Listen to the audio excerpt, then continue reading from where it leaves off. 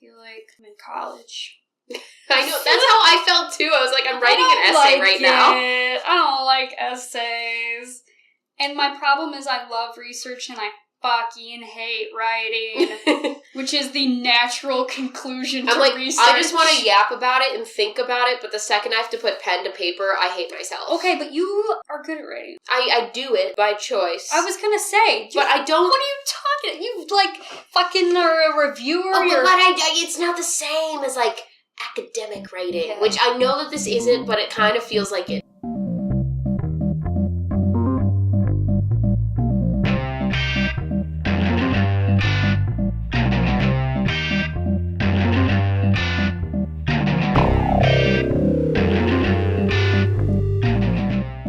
You're gonna hate me right now. Rip it, baby!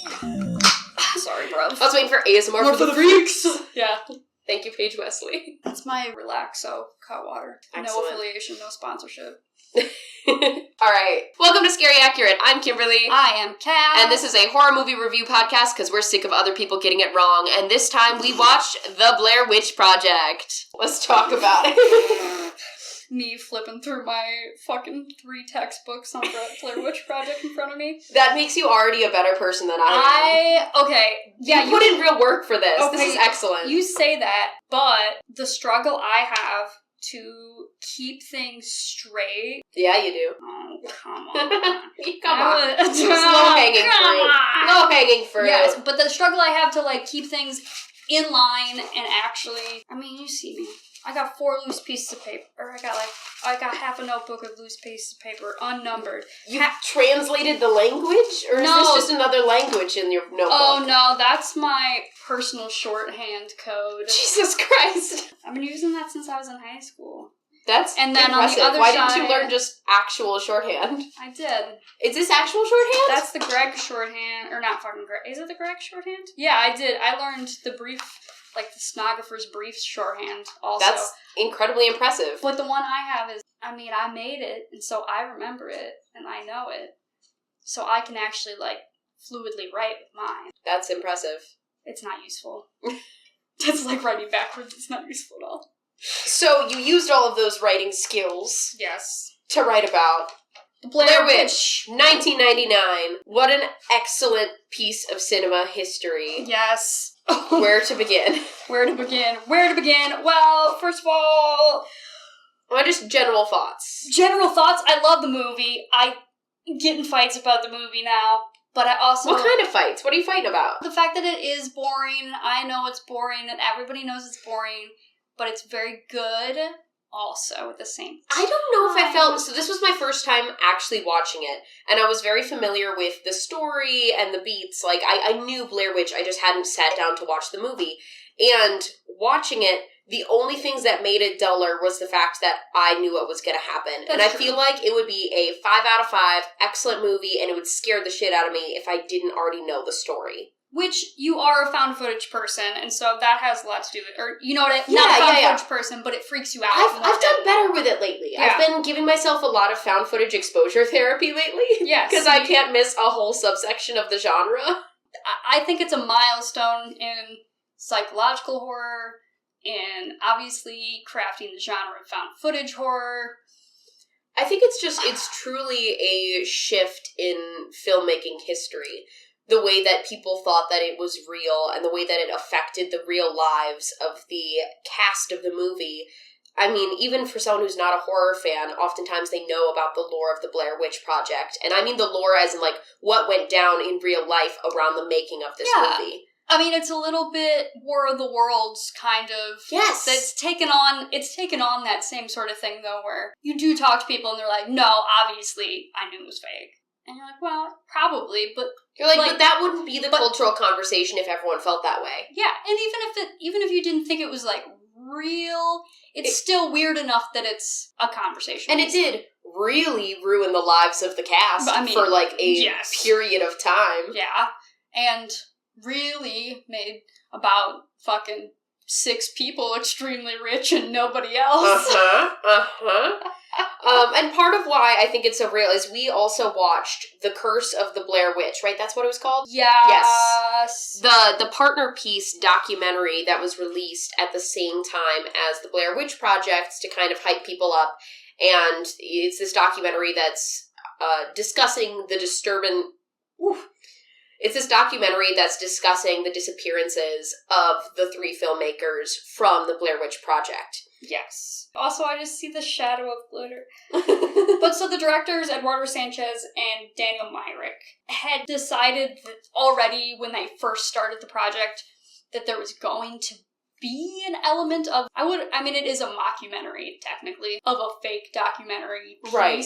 Originally, it was a pretty major part of the film itself, like what they were going to make, rather than having one piece of it that was entirely the found footage presented as is, essentially just with editing, and then a separate piece that they would air that's the documentary. It was going to be like the documentary, found footage, like within it, as you see, like within true crime documentaries or things where you have like... More similar to like a Hell House LLC. Exactly. Where they're cutting back and forth between people discussing the incident and then the incident itself. Yes. And so the issue was that they didn't have the financial backing to be filming on constructed sets and bring in as many actors and as much editing as they needed for the secondary piece of it, to do that along with the piece that they needed to shoot on site. So is that when they separated it to the 2 pieces, kind of? Not really. No?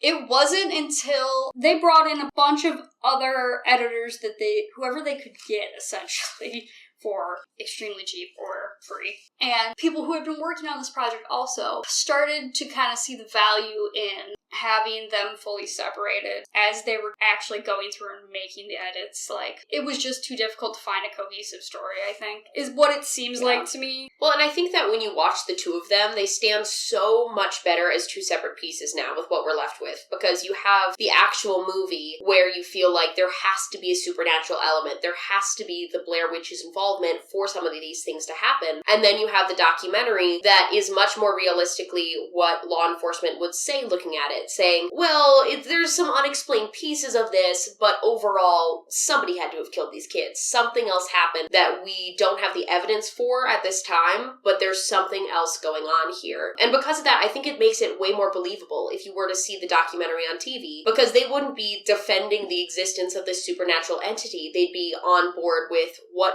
is more feasible with the way that we understand that the world works. Yes. There's a book called The Blair Witch Project, a Dossier, which was released in 1999 also, and is essentially like a fake in-universe ghost-written book.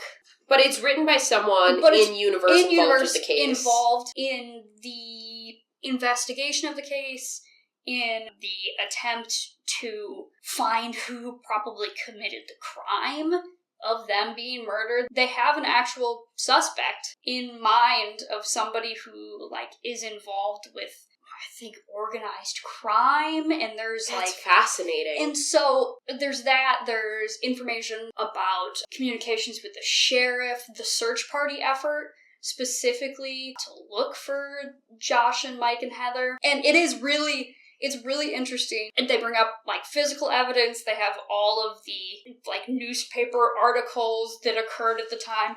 And so that piece of it, I mean, I still don't think that piece anybody would see and think is real. Maybe. I don't think so. You know? No, that piece seems to push it, but it's just... But it's enough pieces. Their conclusion in that is also that essentially they don't think that it's supernatural necessarily, but they don't know what to believe. They have to drop the case. I mean, there is no case for them to bring against anybody. Yeah. I know that in it, Heather's mother continues hiring. She hires another private investigator. It's fascinating. She hires someone else eventually after he decides, like, I'm not going to find a conclusion to this, because it's been years afterwards, because it was 94 that they disappeared.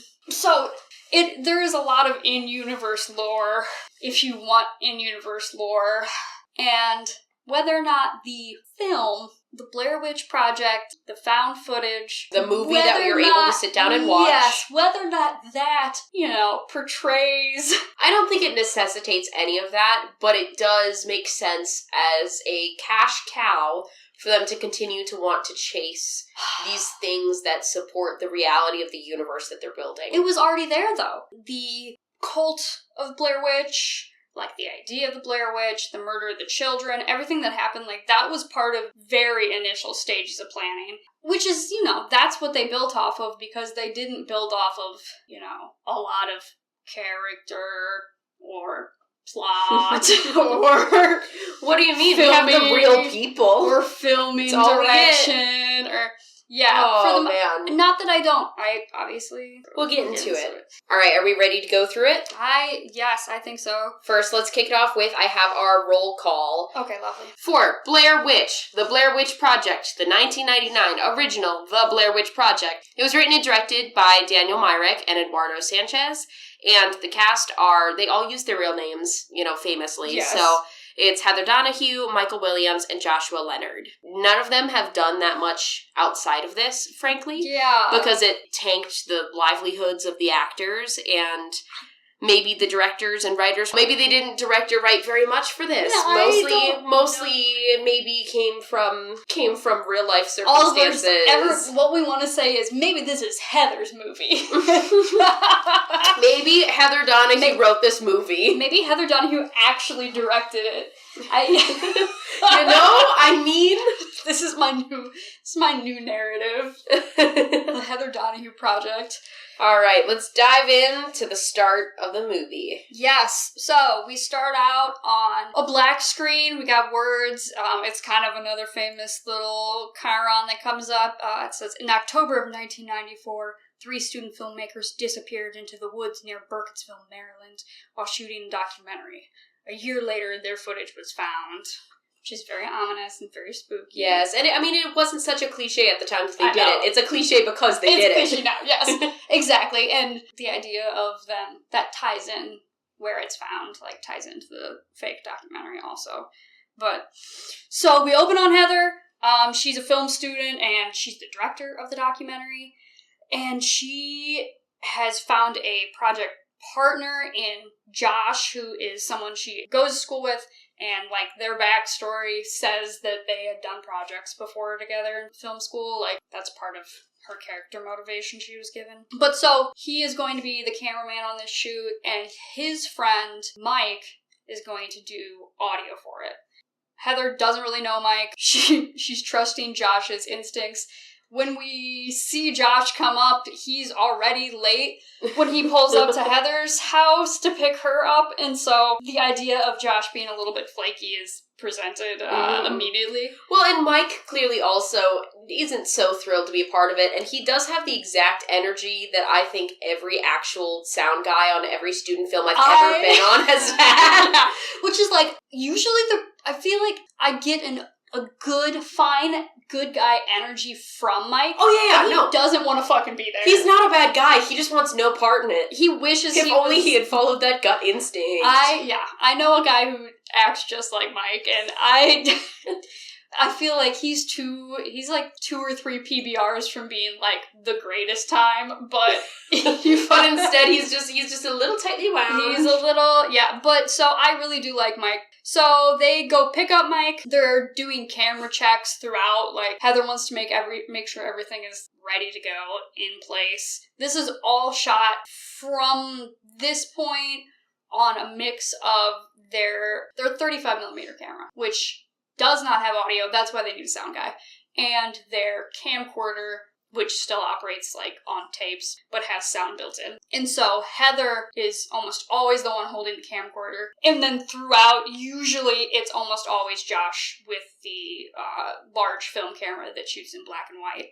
And so it goes back and forth. Normally when shots are something intended to be in the documentary that they're making, it's in black and white and it's shot on actual film. Which it was for real. And Josh, in real life, had to be the cameraman of this very expensive film camera he didn't know how to use in real life, which caused various problems down the line. Yeah, of course it did.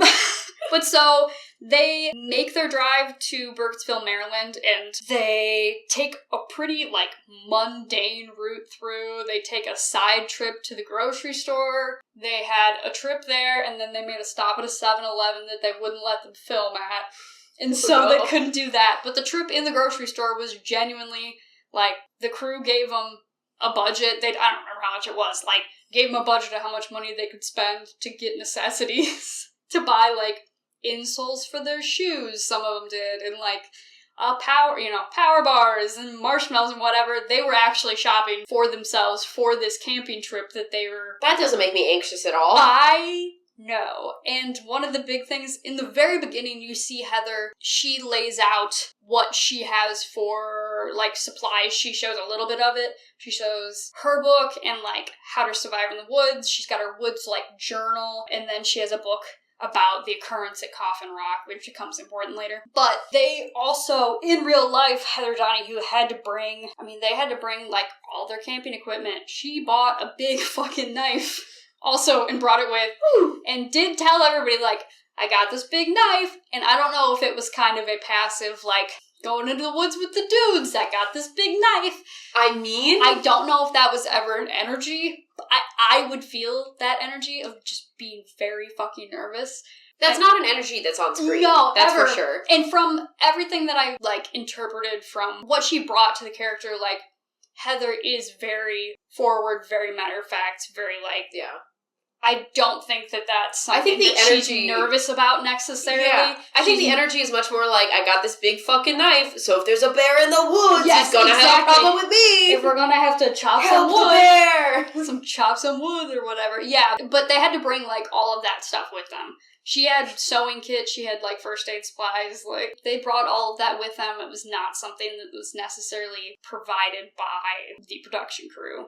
I think sleeping bags and the tent were, for sure, because the bare minimum. I know they set up. So, they make their drive to Burkittsville. The first real kind of plot progression that actually occurs, they make one stop at a diner, ask somebody if she knows about the Blair Witch, and she says, I think my sister went to Blair High School, and that's, the end of that whole unnecessary scene, which is one of the, I would say, hallmarks of this movie is scenes that aren't really anything but make it feel real. I was gonna say, I think that the fact that all of their on-the-street, on-the-go interviews have different levels of familiarity with the concept of the Blair Witch and believe it more or less, or have heard different stories about it, makes it feel way more like real-town lore. Yes, exactly.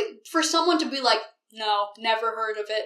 But also, to have those kind of failed interviews in it definitely makes a difference to what it is in general. So, the first setup for the plot in the movie is a series of interviews that they do in the town. They run into one gentleman at a general store. That's the first major interview that was a plant by the directors. I would say the majority of the, lore that you get within the town is obviously stuff that's planted. Of course. So, they go in, they do an interview with one guy who is, we know, a plant from the directors, because the way that the whole town was set up was essentially a sort of murder mystery ARG simulator kind of thing. I have big thoughts on that, about essentially how they created a game for these actors to play out in a lot of ways. Especially this first part where they're going through the town to specific places, and then Heather just,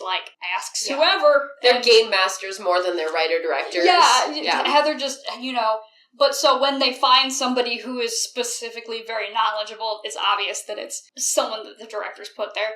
But so this man, Jim, has knowledge about this series of murders that happened in the 1940s, and that there was an old hermit who lived up in the hills named Rustin Parr, and in this winter of 1940, he kidnapped 7 children over the course of the winter, and then would kill them in pairs. That's something we actually find out from another guy during this interview, that he would kill them in pairs, because he would make one stand in the corner and face the wall while he killed the other one and then kill the second one. And we get the lore that he was allegedly influenced by the spirit of an old woman witch in the woods. That's what he claimed to the police. And then he was executed for it. And that was like this last deadly, frightening occurrence. It's interesting because one of the other interviews then brings up knowing someone who had spoken to somebody about a bunch of hunters disappearing. But that interview is with a woman named Susie, who was not a plant. And this is the best interview, too. Easily. Susie and Ingrid is the name of the daughter, and so this interview with Susie is strictly because they were at this diner, and Heather was going around asking people, interviewing, speaking to people about the Blair Witch, and Susie could tell that she, wasn't really getting what she was looking for, and could also tell that this was at least a student film of some sort. Whether or not she realized it was, a fictionalized student film. What difference is it to her? I think that she obviously didn't have any real knowledge of it, so she made stuff up. And she, went out back and told them said that, oh yeah, I've heard of the Blair Witch. I've heard of the Blair Witch. And then her daughter, covers her mouth. Well, and that's the best part is because it adds to there's something freaky going on in this town. Because her daughter keeps on, covering her mouth while she's trying to tell the story. And so... Yeah, and her daughter's, 2. Yeah, child. Oh, yeah, a baby-ass baby. And she's holding her. And so her daughter is just, being fussy is what she's doing. But she's actually... it seems like it's this really creepy, ominous, purposeful thing, and she's going, no, while her mom's talking about it, and it's oh my God. You're oh, this is terrifying. Wow. That child's brilliant. And you're wow, what a good performance by this actor. No, just a random woman. And a very lucky chance. She was not originally correctly credited, because they mixed her name up in the notes. They had her sign the paperwork and everything for a release. She didn't know that she was in the movie, what the movie was, until it was, first shown at Sundance, I think. That's so crazy. And they didn't meet the directors until 2017. They had never... almost 20 years later. Yeah, the pair of them had never met the directors. And so, I think it's funny that that's, one of the most memorable aspects of it comes from one of the things that's the most spontaneous. It's definitely my favorite of the interviews. Which is what, in my opinion, can be said about a lot of the movie, is that the most interesting, most memorable pieces of it are the authentic pieces. Also, some of the most uninteresting pieces are the authentic pieces, because that's what life is. And that's what a lot of people have problems with, is that there is mundane things as part of it. But, so they also get instructions from this Jim gentleman that there is a woman outside of town who is kind of the town crazy, and everybody knows it. And Mary Brown is her name. She lives outside of town, and she claims to have seen the Blair Witch when she was a girl. And so they drive out to where Mary Brown is. She lives in a trailer home, and she's got little sheds on her property and all sorts of... There's a stick fence around the property. Which seems really weird. But the woman, Patty is the name of the actual woman who played her, that was her actual house. And the setup with the sticks, that was her actual fence. And the ethics of portraying a real woman as an insane woman by simply being the way that she exists in the world seems a little and who also iffy. Allegedly, obviously, I don't have a connection to her in any way, but the way her children spoke about it later, they were not entirely happy with her, that she was competent necessarily to agree to be in the film in this sort of way. Yeah, that makes total sense. She either had memory problems or was, mentally ill. Whether or not that's the piece of it that's actually true from her kids or not. But portraying her as a crazy weirdo in the place she lived, talking about things that she actually did. It's deeply uncool. It's pretty weird and, like, unfair. But so her story that she tells is that when she was a little girl, she would go out fishing with her father, and she was, like, laying down in the grass in the bushes one day, and a figure came and was looming over her.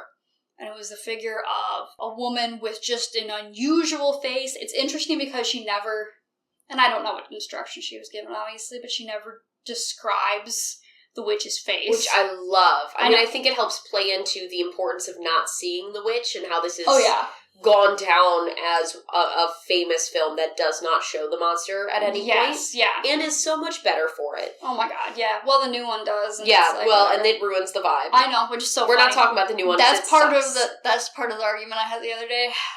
So, that this woman came and was looming over her, and she had a shawl over her, but her arms and her chest and her whole body were covered in, like, a dark, coarse fur like a horse, is what she said.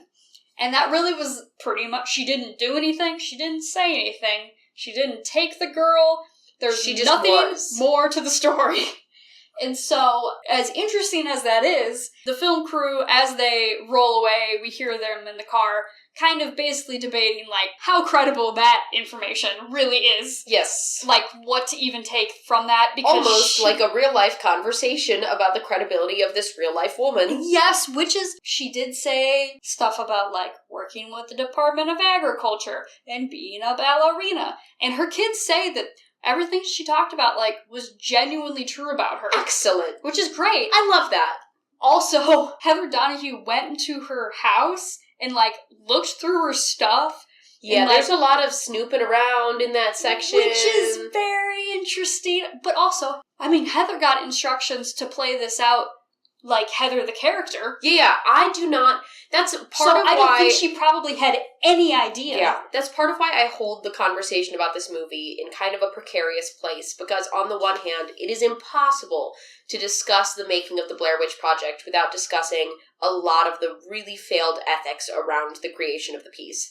And at the same time, it is famous for content reasons, not just the way it was received, but I think that the way that it scared people, the way that it didn't show the monster, I think it has credits to that. And I don't want to say that the thing that these actors sacrificed so much of their well-being and ongoing sanity for was shit, because I don't think it was. No, I think it's a good movie. Yes. And so that's where I'm like, I think it's important to criticize how it was made, and I think it's important to acknowledge the things that work, because I think both are hand in hand. I think any of the ethics of it, I mean, really, anything that happened that was a problem, I put pretty squarely on the production of it. Oh, 100%. On the directors. 100%. When I'm saying questioning the ethics, that's why I'm saying I'm not going to hold anything against Heather Donahue. Yes. I feel like she is I think she was playing it out the way that she thought she was supposed to be doing anything. Right, and it's fair as an actor being told to play something out in a certain way to assume that your production crew has done their prep work and their homework, yes. And then to be met with through the process and as things continue to unfold, the fact that they did not. It's a journey. It's a journey for her to go on. I mean, pre-production was not insignificant on this movie. They spent a lot of time scouting the woods. They spent a lot of time finding, they had the house that they found for it, which we'll get to later, obviously much later. They had to do a lot of work on that. They had to get approval from the, state parks, and they actually had a big problem right at the last minute where they had their approval rejected, and they had to, I don't remember who it was, someone knew someone who was, married to someone who worked for the Park Service. Well, getting the permits to film in the parks and use them in certain ways is more complicated than people assume if you're trying to do it the right way. Well, and for the length of time and for the overnights, especially, they did also, during the filming of it, Heather, Josh, and Mike, they encountered other people on the trails and things. Yeah. And so, there was interaction. There was safety concerns that the Park Service had that I think were pretty valid. Justified. Yeah. Quite justified. I mean, there's a note in the book, which I didn't really bring up. Yeah, what is the book? Yeah, so... This is a big part of where you're getting I know, yeah, which is true. Matt Blazi wrote a book, The Making of the Blair Witch Project. It's called 8 Days in the Woods. And it's a unofficial, the directors both approved it and had a large hand in, giving him material for the creation of the book, but it doesn't have any association with the studio, and so it's unapproved.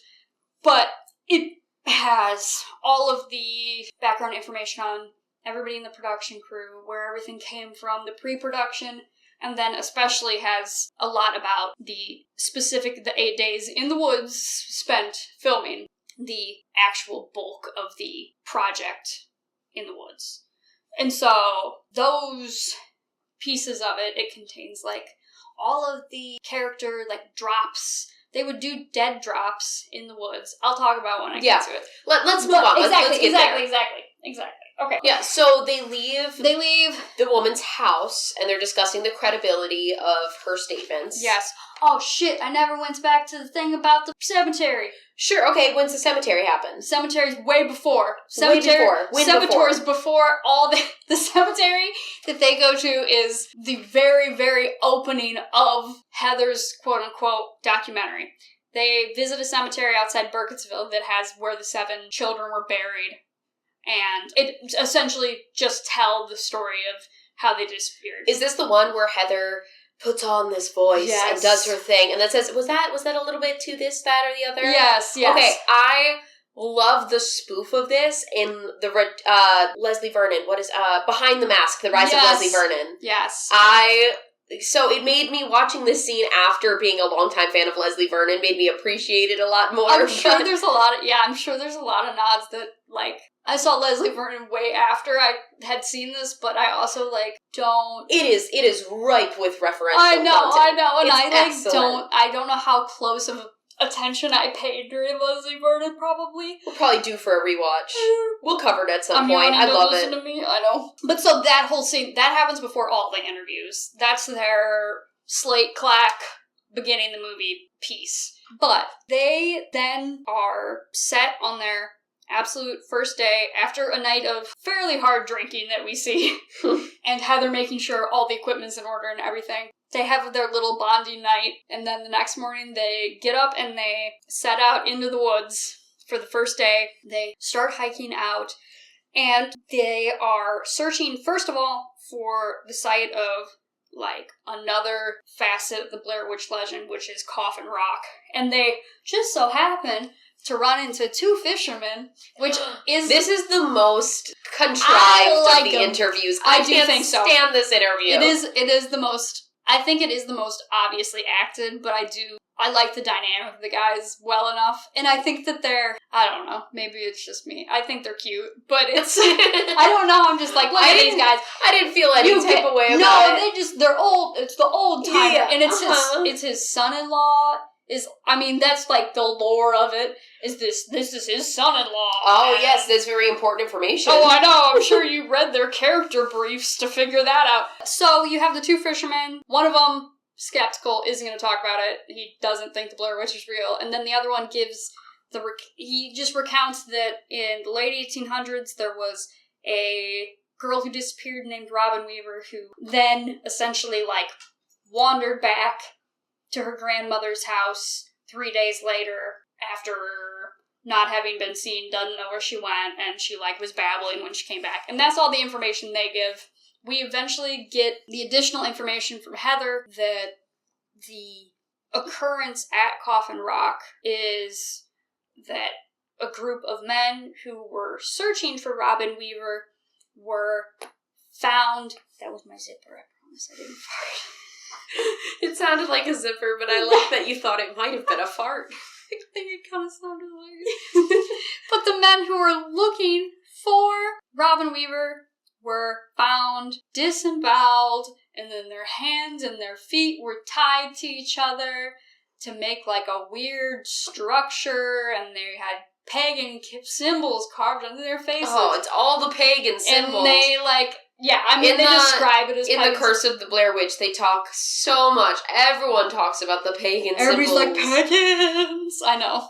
It's very much of its time, and this time, and every time. And forever. So they set out, Excellent. They find Coffin Rock that day. Heather does her spiel there, continued narration. You get that information, and then they set up their first camp for the night, and that night, there's an occurrence, the first occurrence of them hearing noises, although they don't wake up visibly and turn the camera on the first night. They just wake up in the morning and they're like, oh, it might have been an owl. They say, like, it might have been an owl, but I don't know. Which, fair. Owls are fucking terrifying sounding. Yeah. The whole piece with them setting up camp, this is kind of where all of the production chicanery starts coming in. Because when the actors went to the woods, they were given a GPS locator that had essentially like pins, pinpoint locations dropped in where there would be dead drops of information that they needed in film canisters. Okay, so they're basically geocaching this. Yes. It is close, yes, kind of a geocaching situation. And at the end of the day, then they would get their instructions for what their deal was going to be the next day, like the big movement of the next day. They essentially were just revealing piece by piece of what was going to happen. But they also, the crew and the director, were out in the woods, genuinely making noises. I mean... Yeah, that would freak me out. Yeah, and that would genuinely freak me out a little bit. Obviously... Even on the off chance it's just an animal, I wouldn't feel super safe in my little tent. And obviously they knew to an extent that it was probably production doing it. But as it starts getting more aggressive, it becomes obvious to them, obviously, that it's production. But it would still be freaky just in the middle of the night to hear things. Yes. Oh, yeah. I remember when at one point, we had stayed on my partner's family's haunted farm. And we tented in the rain. Big lore drop. And we had, that's a whole story on how it's haunted, but it's on their reservation. And so we walked over the river or over the creek to get to the scary side of it. And we set up a tent there, and no one had slept there since the family still lived in the house. Like, it was a whole thing. And everyone had talked about just how scary it was. His whole family believes very passionately that it is haunted. And even I have pictures of where we set up our tents, and we have 2 dilapidated buildings on either side of us, and then a field. And so in the night where we're hanging out, it's pouring rain when we set up.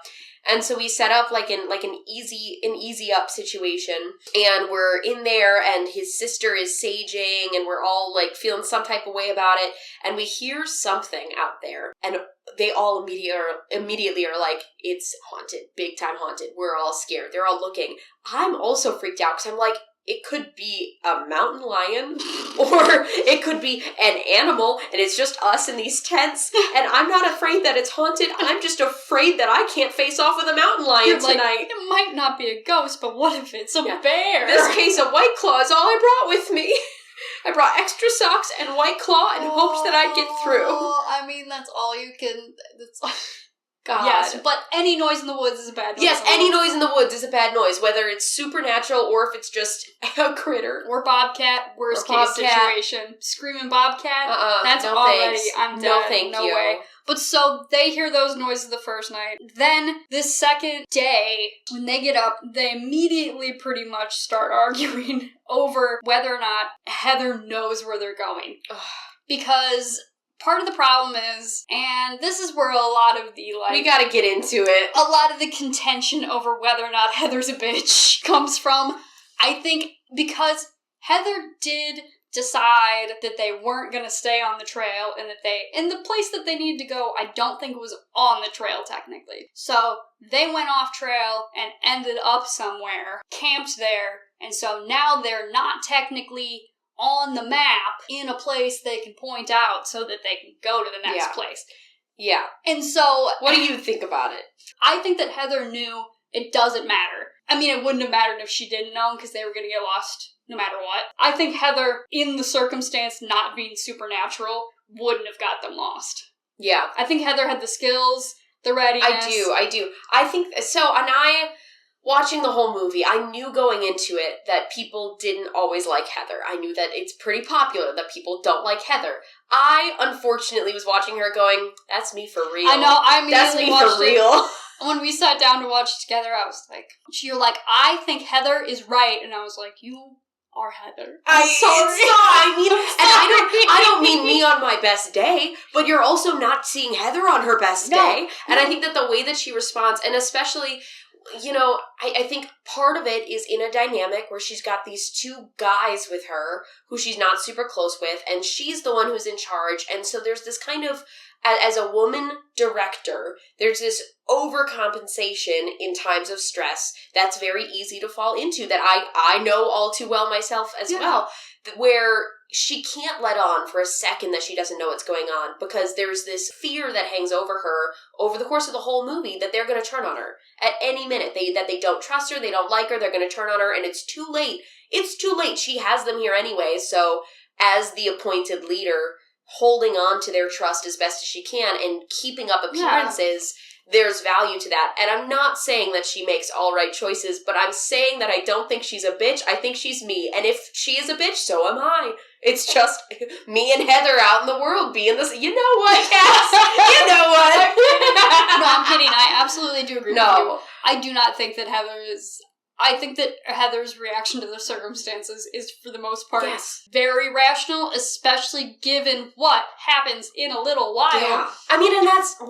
I'll wait to get into it. Keep going. But so, they're looking for this cemetery, and this is another thing that the fishermen brought up, is that essentially they came across this cemetery that was filled with stacked rocks, which is like a biblical reference, towers of rocks, and then there also is like rocks in the trees and things. They're looking for that. That's where they're headed, trying to find. Now they have a much vaguer idea, it seems like, of where that is, or Heather has a much like less concrete idea of what that is, where it is compared to Coffin Rock. So when they set out, tensions all day are rising because it is taking much longer for them to get where they're going than what Heather's saying.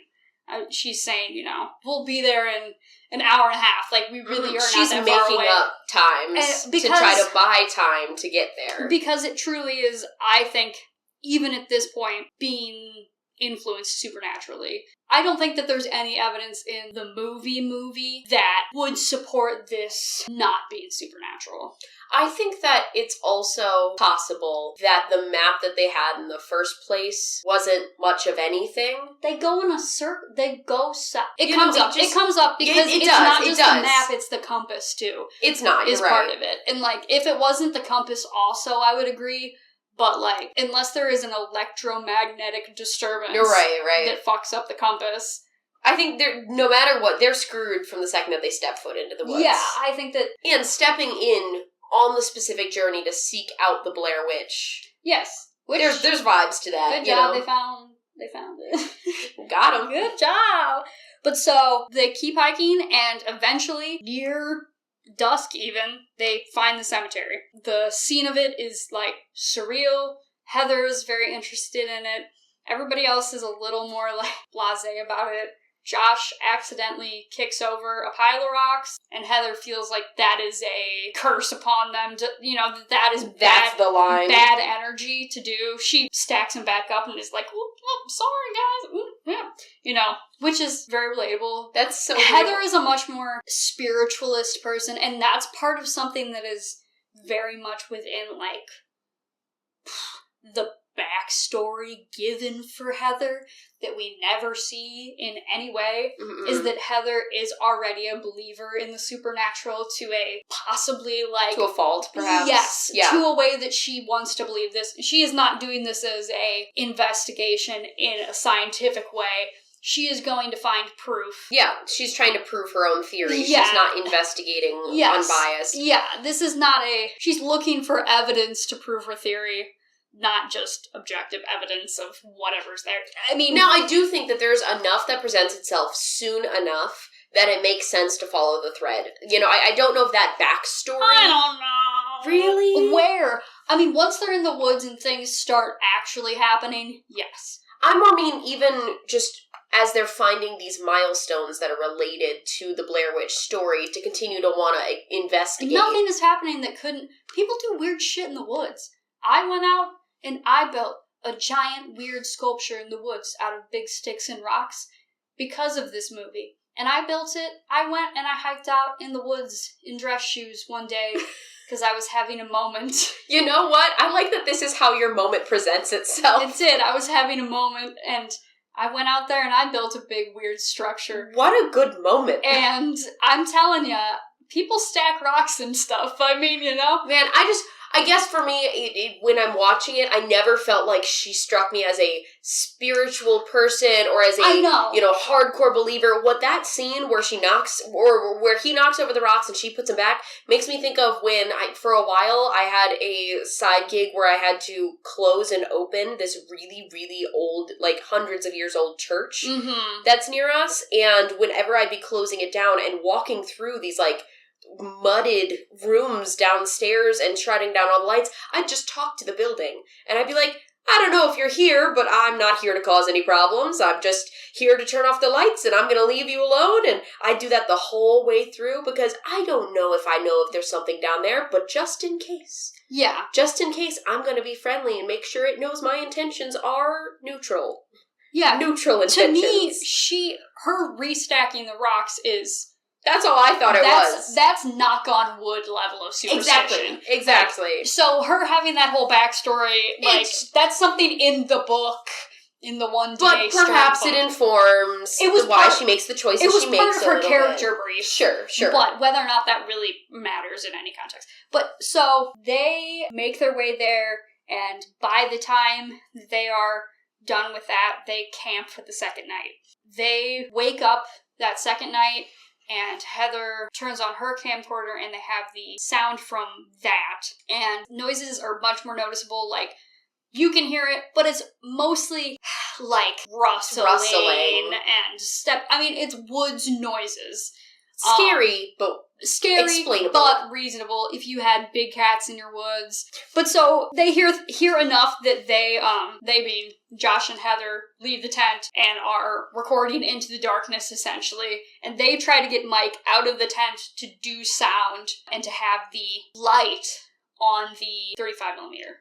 Because that one has a light and the camcorder doesn't.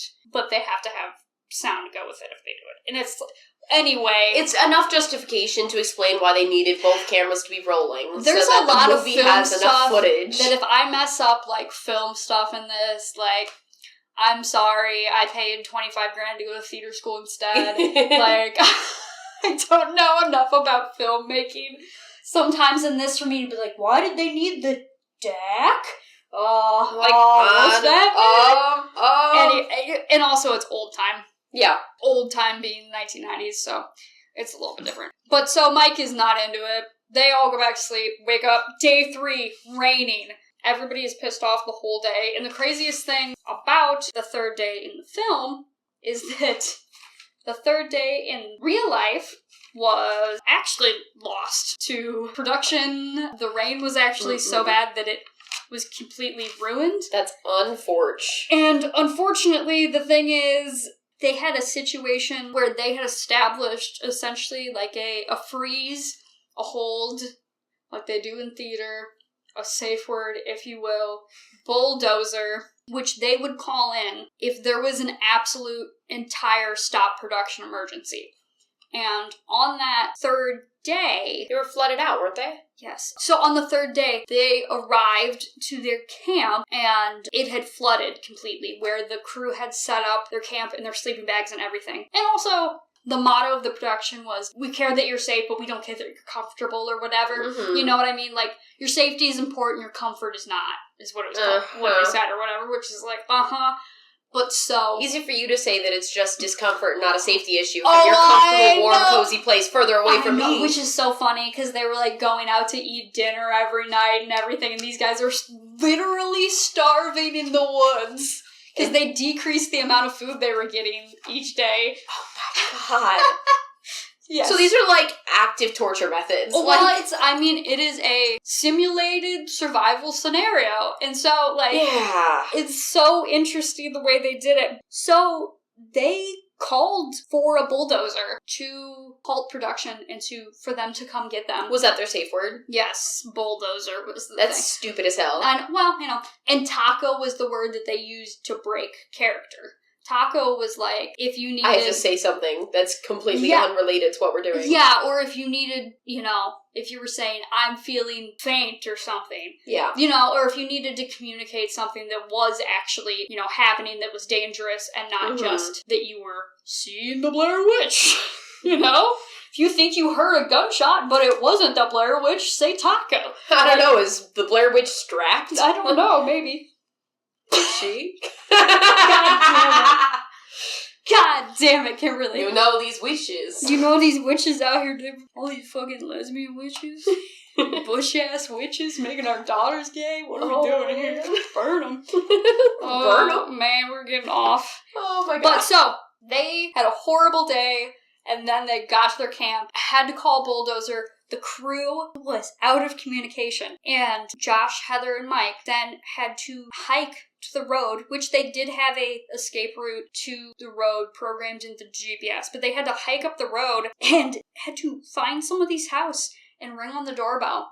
And this woman named Ingrid Fraley opened the door and let these sopping wet, dumbass-looking college students in her house. Oh my god. And use their phones to call. And what bothers me the most about this is they're so lucky that they met a normal, nice, helpful person, because this could be the horror movie. I mean... In real life. Even in real life, I like to think that... A lot of people are good. I just don't like that they were put in a position to chance it. No, they shouldn't have been put in. They shouldn't have been put in a position where they could have feasibly actually got lost. Yeah. Was the thing, like, if something else had happened to the GPS, if they had even decided, hey, we're gonna tough it out and sleep through the night in this, they could have complications from hypothermia. They could for sure. They could get sick or injured from what happened. Undoubtedly. Or, if even worse, if they had a medical emergency and then had called Bulldozer and not... So it was now obvious then that the system was a failure, so I can't imagine how they went back, how they felt going back into production of it. Sunk cost. Yeah, I know. I can't imagine how you would feel, though, then going back, knowing that they might have thought that they had, planned for contingencies with your safety, but they're really bullshitting you. And so, essentially, the crew then had to go out and collect they had left the camera equipment and shit under a tarp at the campsite, though. And they had left...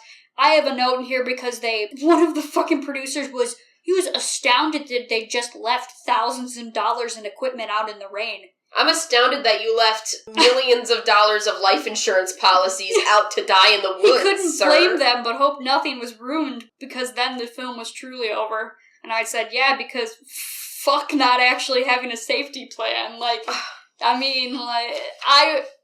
think that's a little wild. But thus, all of day 3 was lost. And they had to redo the shoot on that entire day and re-hike the path that they had.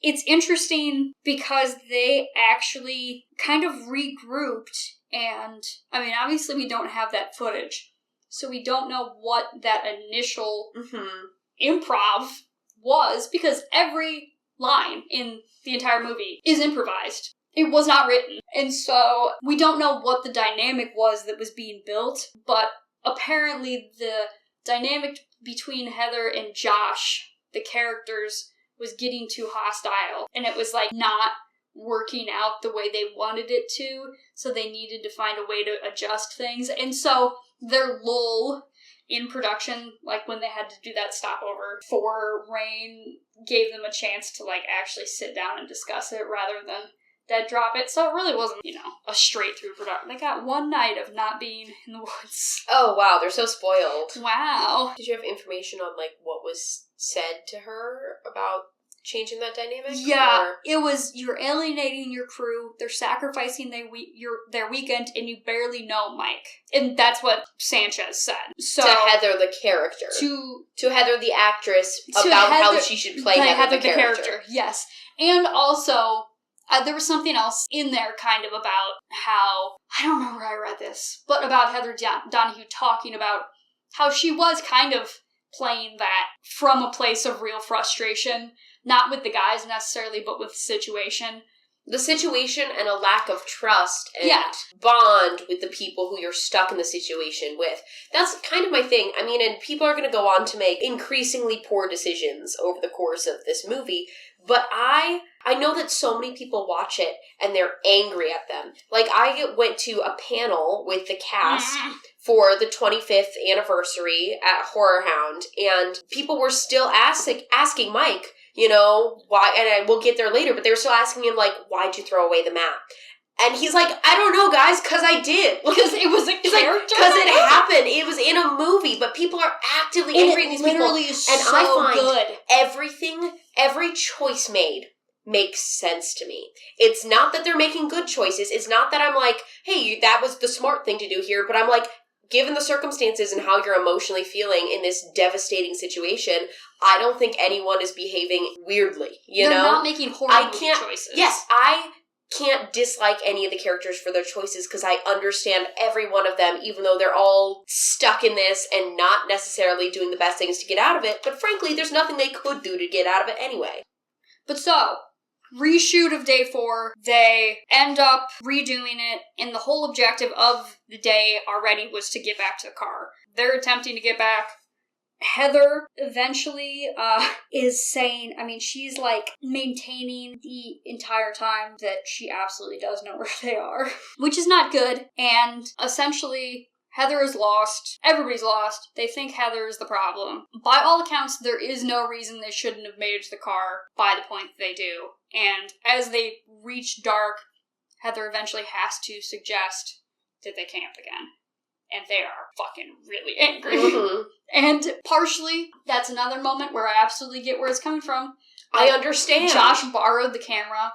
It's very expensive equipment. Yes. He's afraid. He's pretty sure he's, like, gonna lose somebody their job if he doesn't get this back. Mike's gotta be at work. Like, it's just one of those things where I understand where the hostility is coming from.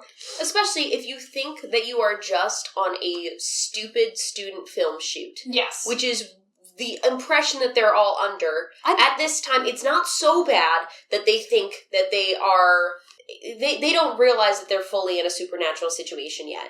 And so if you think that you're just doing this for a student film shoot, yeah. And this dumb girl you went into the woods with that you don't really know is now making it so you're gonna lose your job. And you think that she's intentionally keeping information from you, which she is withholding information, but because they're screwed either way, like, it makes sense and it all makes sense. I mean, she's really just withholding the fact that she, like... That they're lost, that's all. That they're lost. That's the only information. And they know that they're lost. I mean... They all know that they're lost, they just want to hear her say it. But even then, it's not like they would be happier about it. Like, no, and she, I think, still at this point kind of has some amount of hope. Yeah. But so, the third night, noises are... like, they escalate more. Mike, Josh, and Heather all leave the tent. They're filming into the dark. They're freaking the fuck out. Mike and Josh are screaming, like, what the fuck was that? What the fuck was that? Which is some of my favorite stuff in the movie. Especially when you know that it was, in fact, like, the crew fucking darting around in the woods. Yep. They did paint one guy completely white, and they were going to put that in the movie one time. Oh, thank God they did. And it looked really bad, and so they decided not to. But I think he was running through... So just enough to freak them out. They're responding to this dude. Like, what the fuck is this guy? But so, they all wake up, and when they leave the tent on the 4th day, they wake up to 3 piles of rocks, like, surrounding the tent right outside of it, which is absolutely, like, just a very weird, eerie thing. And they kind of argue with each other about whether or not... Heather's like, I would have noticed if we set up camp in the middle of these rocks. Like, I would have known. And Mike is kind of dismissed of it. And Josh, like... Mike doesn't want to acknowledge anything that's happening up until it simply cannot be acknowledged. Josh keeps getting more just spooked by shit. And he does, like, he's having a rough time of it for a lot of, like, the back half of the movie until he's gone. It's like... Yeah. And so, and as they hike, they leave... And Heather realizes that the map is not in her pocket. And she ostensibly should be the one who has it. Other people have had the map at various points, like, have been she's seen the map keeper. But she's had it for the most part. They both, Josh and Mike, get pissed off at Heather about this, which I do think is an interesting, like, it's not a plot hole. Because you can't have a plot hole when you didn't write a plot. And so... Well, I don't think it's a plot hole, too, because I think it makes sense to not... Because Mike's already done it. Yeah. So... First, Mike's already done it, and he doesn't want to admit that he did it, and that he threw away the map. Second, he also is really pissed that she wouldn't admit that they were lost, and so her not having the map is doesn't even matter, yeah. And it's an easy way to then lay in and be like, you gotta admit it now. You know, and I'm not saying that that's a kind thing to do, but it makes an awful lot of sense in the situation. Yeah. But Heather slips and gets her shoes wet, and that triggers, like, Heather's doing a, why are you laughing at me? And it's like, they all laugh. She's pissed. We're laughing at the situation, yada yada. And then Mike keeps laughing, and Mike is like, I kicked the fucking map into the fucking creek. Like, and that and was... he's laughing the whole time. Oh my god. And that was when you talk about giving credit to the actors for what the film is rather than the directors, that's one of those choices that... Was that not in a drop? No. That was fully him? Yes. I was under the impression from the panel that it was fully him, but obviously they all knew better than I did at the time. Yes. I can't remember what it exactly said, but no, he did not have... That's smart. He did not have instructions to get rid of that. That's brilliant. That was, I know, and such a weird wild card thing to do. But also, it makes sense. Again, not we smart don't know choices, what kind of choices. person Mike is, especially. Like, yeah. Not that he's a bad guy, but he might be a guy who punches a hole through a wall. That's a little bit of the energy I get from him. He's not, like, out and there I don't know anybody. Enough to say that I find him dangerous, but he's reactionary and emotional, and...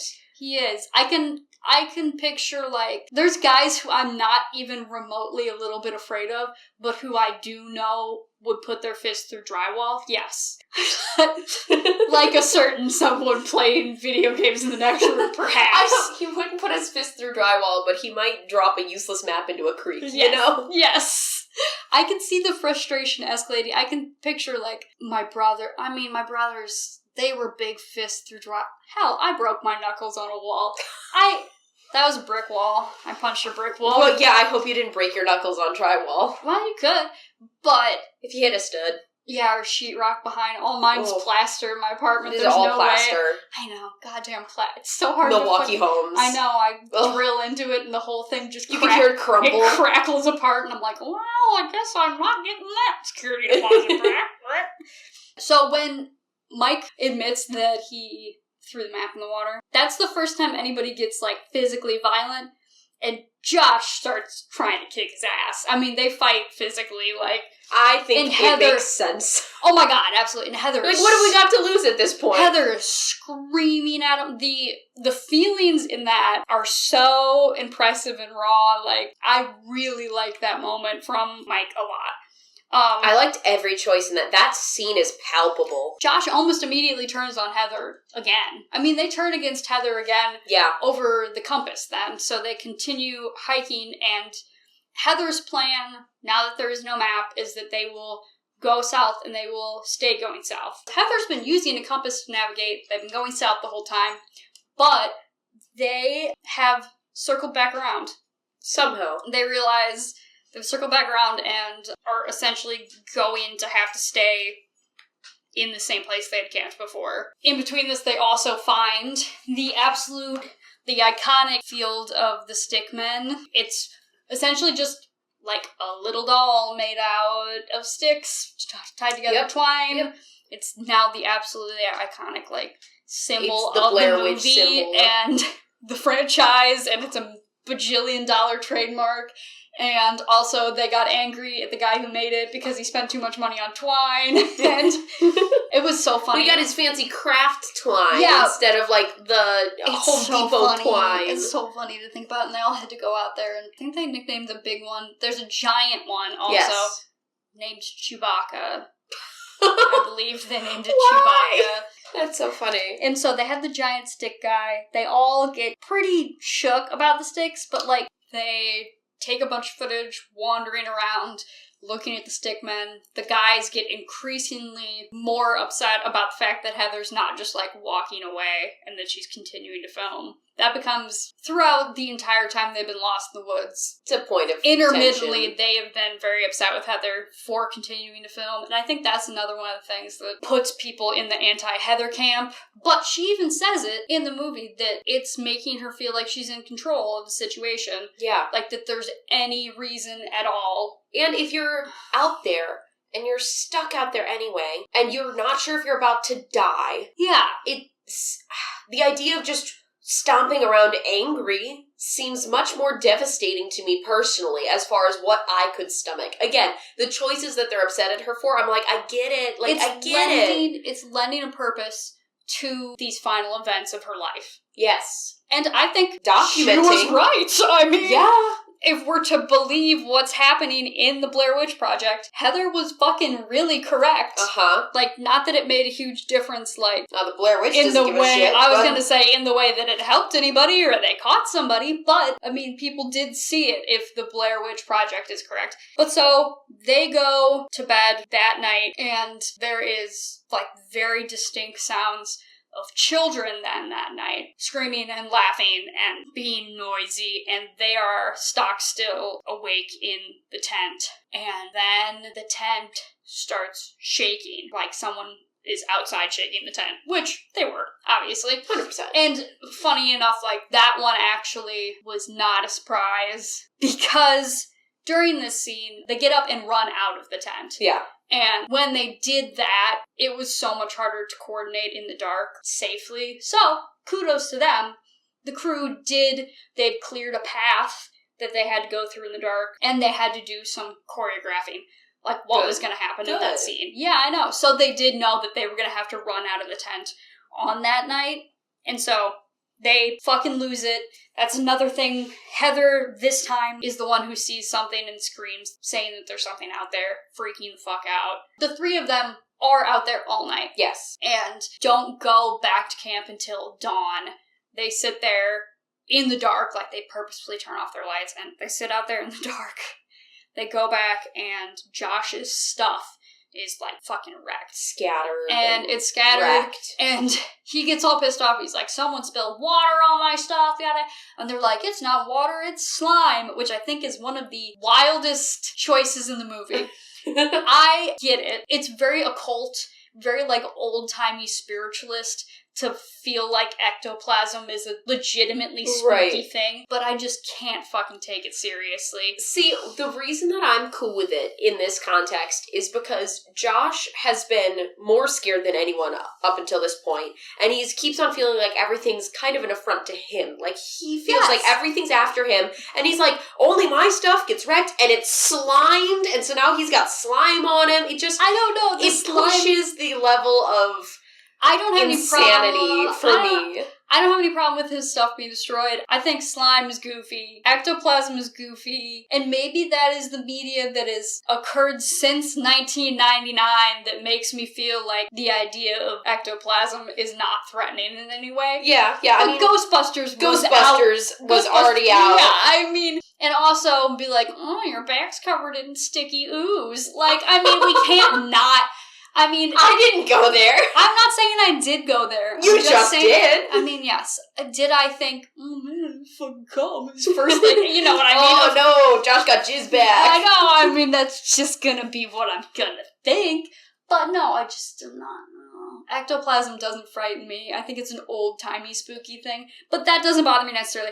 But they keep going. Everyone, as they're hiking through, is essentially losing hope in this situation. Like, we're seeing less and less footage because they're basically wandering around, and they go to sleep that night. Is the next day when Mike breaks down? Yes, when they leave at that point, there is another big argument about being on film. Josh starts breaking down, freaking out. Heather is filming him, and Mike is being antagonistic about the fact that she's filming Josh and not supporting them, and it is like a very, like an emotionally heightened situation. So this is when they realize that it's completely gone. in a circle. And so going south didn't work, and they essentially just keep fucking crying and fighting, and then they are at night again. And they're talking inside the tent to each other by just flashlight. They don't light a fire.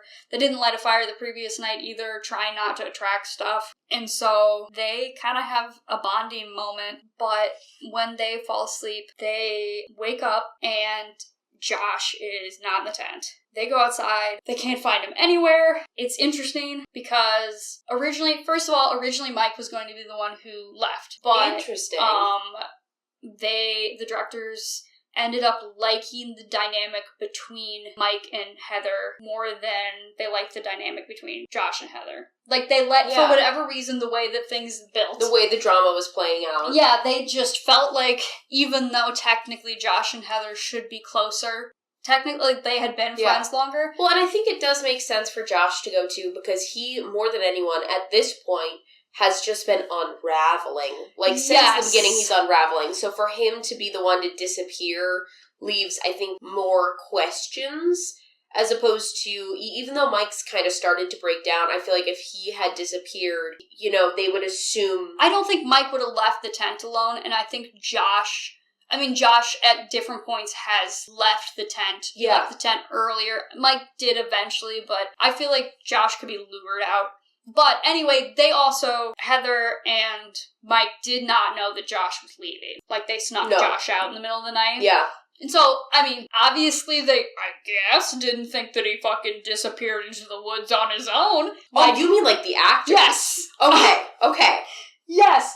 They didn't know that the character Josh was going to go away, so the actors didn't fully know know that what was the going actor on. Josh was gonna leave. Yes. Fascinating. The crew just, gave him in his dead drop, told him, leave after the others are asleep, leave the tent, walk to the road, we'll come and get you, basically. Huh. And so, he's gone, out of it. And the characters, Mike and Heather, absolutely fucking lose it trying to find him. They walk around, they do their whole day, essentially, once they have decided that Josh isn't going to come back, because he left all of his stuff also. They decide that they're going to go east, because there's no other option, really. Why not try something? They'll try. They even they're like, which one was the worst? The Wicked Witch of the West or the Wicked Witch of the East? And they're like, well, wasn't the West the bad one? Okay, let's go east.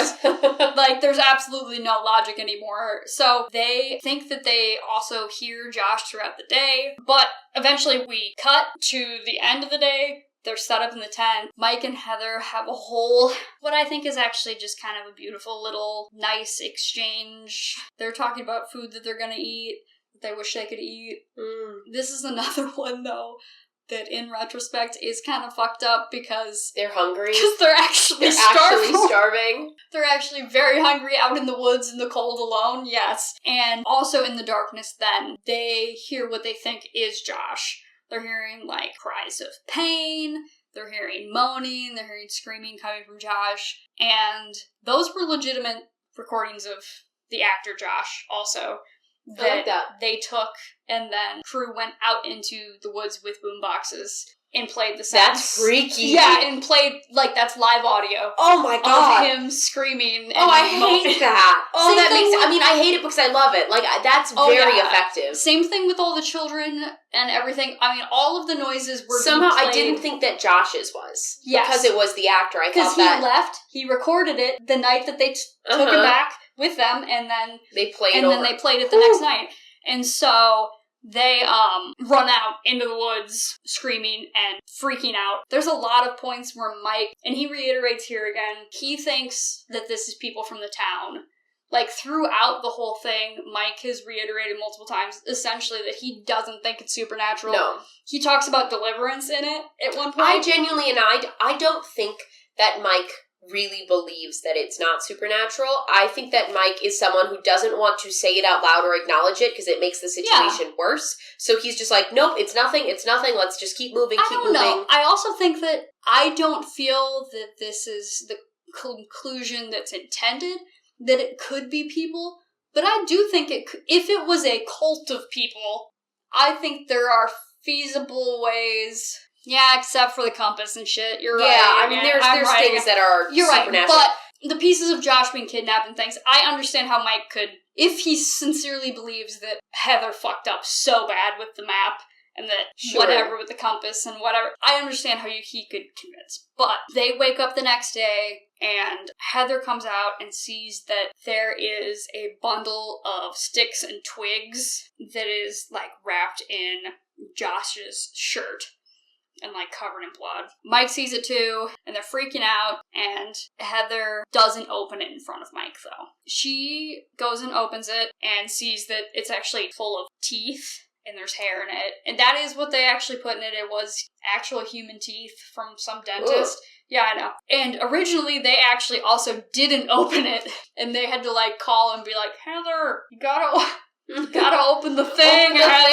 thing. Yeah, they had to call back and be like, shh. Come in, Heather, gotta open the thing. Open that up. But so Mike doesn't see that it's, like, full of blood and that obviously they have Josh wherever.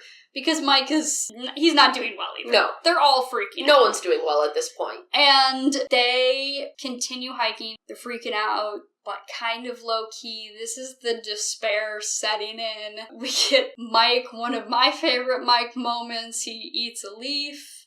I forgot about that. Every single time. I think that's so fucking good, man. Oh my god.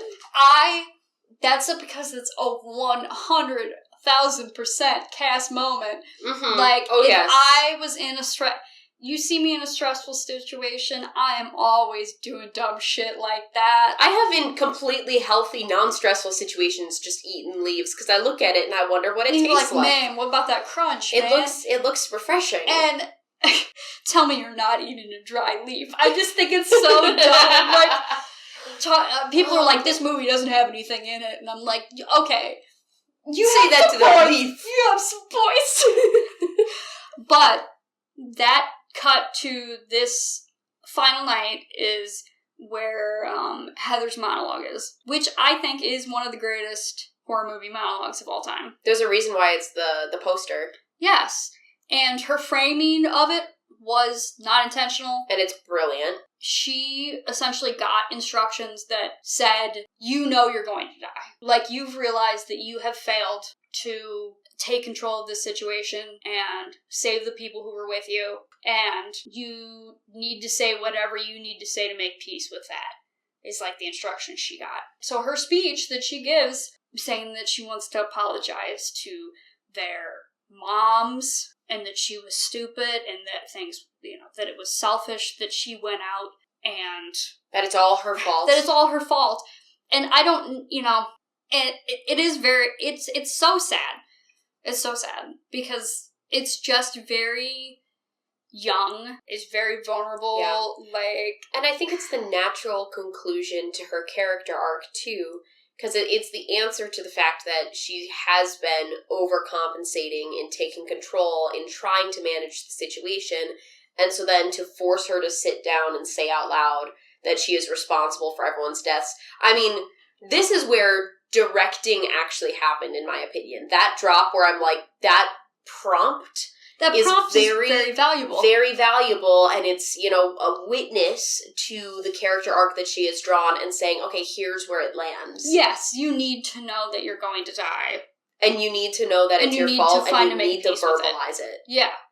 Yeah, and I think that then the way that she chose to go with it, I always am very affected in any piece of media. Oh my god, when someone begs to see their mother. Oh my god. Oh my god, or asks that their moms even in the craziest goof, even in fucking Scream, when he says, my mom's gonna be so mad at me. Something about that, that makes me feel a level of, recoil and upset that doesn't make any sense. It works so well. So when she is saying that she wants to apologize to her mom, that she loves her family, and she's so sorry, and so that whole monologue goes through, and that she says, I'm going to die out here. And then it cuts to Mike and Heather in the woods. they're gathering gear, and they hear Josh audibly calling out for them. And so, Heather is carrying her camcorder, Mike's carrying the film camera, and they head up the hill to where the voice is coming from. And there is a house. And it's really interesting because genuinely, Mike and Heather, the actors, did not know that there was a house there. So when Mike says, holy shit, it's a house. That's genuine. That's a genuine, they had arrived there when it was dark. They did not know there was a fucking house there. And so that's excellent. That whole discovery of them finding the house and going into the house is all cold first take. They unfortunately then, as they're going through, you see it gets to a chaotic point where Josh is calling out in the house at various points. Mike and Heather are going up the stairs because they think Josh is upstairs, and then Mike goes downstairs and Heather tries to follow him downstairs. And the voice is moving and they're chasing it. And they're trying to chase and move through the house. So that, unfortunately, was something that they had to reshoot because it was just too, logistically difficult to make it safe. It needed choreo. Yeah, and this house, so this was an abandoned property. This was a house they found, the directors, and they then had to go back and essentially they had to fix damage and create damage. And then they had to paint over all the graffiti that had been there because it was all, penises and fuck your mom and whatever else written all over the walls. Have people found, in all your research, did you find Easter eggs in the graffiti that people have talked about or no? It's a language. I would have to look at what it is, but one of the production producers created a, cipher, essentially. Blair Witch cipher. Yes, or a runic language. Mm-hmm. I believe that he created it at least, and it wasn't something he found. I cannot remember totally. And then all the handprints and things are from, they found a bunch of children and had them put, Because it made such a big difference that the handprints were small. Oh my god, yeah, I mean it did. I didn't clock that they were small handprints to begin with. I was like, those are bloody handprints. To me, it makes sense. It feels like a haunted house a little bit. And I don't mean that in a literal way. I mean that in a paid money to go to a haunted house way. I think that there definitely is there's a difficult dichotomy too because, all of the damage you see in the house is authentic. Yes. All of the ceilings coming down, all the floors that are fucked up. I believe that. And but they did have to come in and repair things for safety in a pretty not insignificant portion of the budget had to go to, rebuilding this house. Yeah. They had fixed stairs, they had to reinforce things. There was a fireplace that Rustin Parr, stands in front of in the old-timey photographs they take of him in the house, the footage and stuff they show of him in the house in the documentary. And so they rebuilt that in the house. Why they didn't just film it somewhere else and say it was in the house? I don't know. But, so they did a lot of work in the house to get it to where it was. But it also means that cellar was actually in the house, which is pretty fucking creepy. Woo! But so they had to reshoot that whole sequence of them going up and down. And in the film, Mike runs up and down the stairs with the film camera, runs downstairs into the basement, and essentially the film camera just drops. And he goes silent. And he doesn't have audio. And so... Well, and we've been hearing him yell in the house hearing Heather's audio. Yeah. And Mike goes silent. Yes. So then Heather is calling for Mike, goes downstairs. When she gets there, Mike is standing facing the corner, and you just get, Heather's final reaction, gasp, and the camera falls to the floor. And then that is the end of the movie. The end of the movie. What do you think the Usually. Usually? Well, there's another cut of the movie. What? Yes. I don't know about this. Tell me more. Yeah. Let me see if I can bring it up. Give me a second.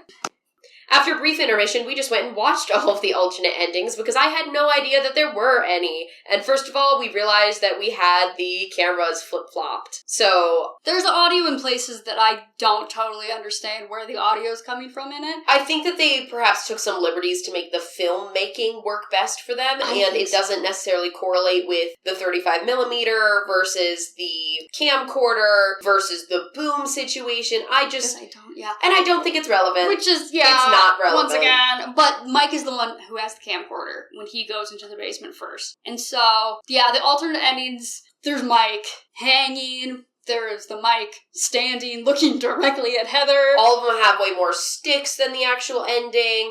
Then there's one where he is made into the stick man. Yeah, which you can kind of see, but kind of not. They picked the right ending. I don't think we are lost on any of these. If I remember correctly, they had changed it and then changed it back.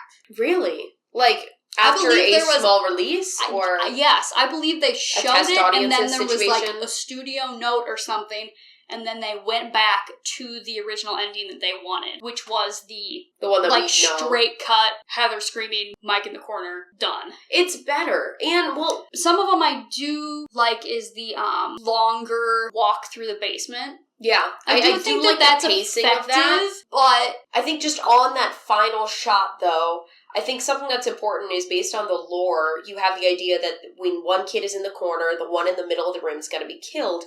And so by having it not have all this extra creepy stuff and having just that, you can tell that the horror show isn't over for her. The movie just ends. Yes. And so it's implicative that more happens and we just don't get to be privy to it. And that is scarier than knowing what happens or seeing what happens. Yeah. I also think the more you see of the cellar in those cuts, the less it looks like the authentic.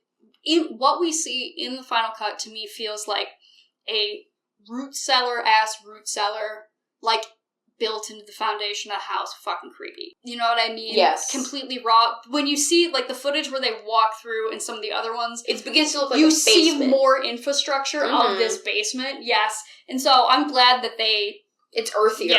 Yeah, I'm very glad. I think definitely the Mike facing the camera one's the worst one. Although, so I don't know, the Mike hanging one's pretty bad too, in my opinion. I think the Mike facing the camera is the worst, but the stickman didn't look good either. But I think it's almost as bad. Someone said it's straight up just Mike T-posing. Like, it really... I saw some enhanced version of it somewhere where you can, like, kind of actually see what's going on, but, I mean, it doesn't go with the Rustin part. Like, the lore they created of the killing the kids in this house specifically, you know. This is the ending that ties everything together. It works well. I think it's great. I think anybody who's got big issues with ambiguous endings, like, needs to think about the way that they view storytelling. Yeah. I think overall, this is a movie that people need to see if you are a horror movie fan especially, because it's so important to, you know, cinema history alone, but also a lot of the things that are now tropes within the genre, and it's really effective in its delivery of those things. Do I think it would have been more effective for me if I went in completely blind? Yes. But it's almost impossible to be a person who loves movies, and especially a person who loves horror movies, and not know the Blair Witch Project. You know what I mean? I wish I could step into the shoes of someone seeing it for the first time, but that's the only thing that takes it away from it for me. I try to think of the first time I saw it all the way through. I was probably a sophomore in high school. I know you were, because you came back to school so excited to tell everyone about how good this movie was. I know, and I was not a horror movie person at the time at all. No, I was especially not. I wouldn't have touched it. I was freaked out by it very, very much. I didn't believe it was real. I can absolutely picture, though, the production and the release of this movie was such lightning in a bottle. And the timing of it with the early internet, too, and connecting to a website. Exactly. And because I didn't realize before I kind of started researching it further that the production team and marketing for the movie had that website and was releasing things on like a Blair Witch forum, like everything was real, before the studio was even involved. So, like the photos and things you see today, it's a good way to sell your pitch of that Blair Witch movie, like website and things. Some of that is from like actually after the studio picked it up. But there was forums about it previously. There were people legitimately internet sleuth investigating, and people called the studio that, like specifically Myra Constanchez's studio, and like they had private investigator like for real private investigator. That's so people cool. Call them up and be like, hey, like I've been looking into this. And they're like, oh yeah, no man, I'm really sorry. We were fucking with you. Got you. Like, sorry, got you, it's a movie. But I am in love with this movie. I'm in love with this movie in a way that I love it within its context so much. And it needs that to be beautiful and amazing. That's why I want to, like, tie people up and make them watch the documentary, watch Curse of the Blair Witch, and then watch the movie, or vice versa, and then make them listen to my TED Talk. See, as much as I love your TED Talk, I feel like for the average viewer, with the average amount of interest in Blair Witch, I think that the movie stands well on its own, and that if you're really interested in the lore and the production it does stand well on its own, but I get so pissed off when people don't like it. Okay, here's my rant. This is a Dune 1 situation for me, where I am like, I want them to be together. I think Dune and Dune Messiah should be one book kind of situation, where I so badly want people to have all of the context and all of the information so that they can appreciate something fully, rather than you need to have just a piece of it and then decide, oh, do you want the rest of it so you can appreciate it fully? You know what I mean? Because if you don't like it because of that one piece, but you might actually really like it when you have both pieces. I think that if you need to read, hundreds of thousands of words to enjoy a movie, then the movie can't be that good. I'm not talking about the book. I'm just saying, I'm saying you brought in Dune. No, that has nothing to do with the movies. No. And so with this, I think that has nothing to do with the movies. If the movie didn't stand on its own, I don't think it would be worth seeing the rest. And if you don't like the movie, then that just is what it is. I think if you don't like the movie, you should watch the documentary and then decide if you don't like the movie. That's fair. Agree to disagree, but that's fair. I know. And Dune, you don't get to disagree with me. That's okay. I'm right. I don't feel strongly about Dune. I just had to call you out on it. Literally at me about Dune and Dune Messiah needing to be one book. I'm not even blaming Frank Herbert. I understand times were different, whatever. The man had things to do, but it's just, sometimes everything is important to the whole. Back to Blair Witch, away from Dune. Do you want to do favorite line out of context? Dune podcast. No, because I don't have it yet. You go. Alright, my favorite this time, I did not pick a funny. I picked one that I just liked. This one's a Josh line, and he says, "It's not the same on film, is it? I mean, it's real, but it's like looking through the lens gives you some sort of protection from what's on the other side." That's all. That's my line. I do like that a lot. I do think, "Are you eating a dry leaf?" is very funny, but I think just as an award for wildest twist, I think that I'm sorry, it's fucked up, but I kicked that fucking map into the creek yesterday. It was useless. I kicked that fucker into the creek. It's so good. I think that it makes the movie. The twist on it is so... I think that there's enough on Heather's shoulders, and I think it's good that people are driven to a point that it distributes. Yes, I think that it being Mike's fault there. Mike's fault for kicking it in the creek. Not that I think what happens is anybody's fault, because it's supernatural, in my opinion, so... But, yeah, what are we watching next week? Yeah, next time we're watching, we are going to watch Parents from 1989. And I'm going to ask, because you don't know anything about this movie, correct? I'm going to tell you, don't read what it's about. Okay. Don't read what it's about. Oh, good. I just Googled the word parents. So... You wouldn't believe, I recently talked about it on my TikTok and did the same thing, and was like, oh, is this just stock photos of parents? Oh, I did that to myself. See, it's a good thing I don't watch your TikToks. Because I feel that the description of the movie... Go ahead. I forgot the jackets make noise. There's a lot of noise, actually. That's all right. I was chilly. I feel that the description of the movie tells you the stance that the movie's taking on something that could go either way for most of the movie. So if you are listening and you know nothing about this movie, search up the word parents, go to like a spooky movie, whatever, and it came out in 1989, and just avoid the description, because it's way more interesting if you don't read the description first. That was my experience with it, and I want to pass that on to the world. Well, if you want to find more of us, if you liked what you heard, then you can go and find us at Scary Accurate Pod on all of the social medias, as well as I am on TikTok at KLName. It's stupid, don't ask why, but that is my username. It's not stupid. It's just your initials. It's just my initial. Well, because my first username and password as a kid stood for Kimberly LaBerge username and Kimberly LaBerge password. Well, mine is still CM Bluey, but I spelled Bluey Bluey.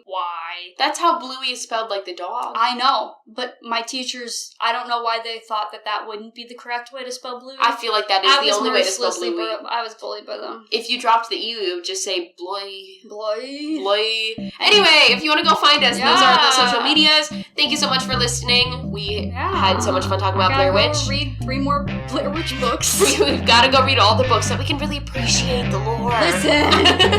Bye. Bye.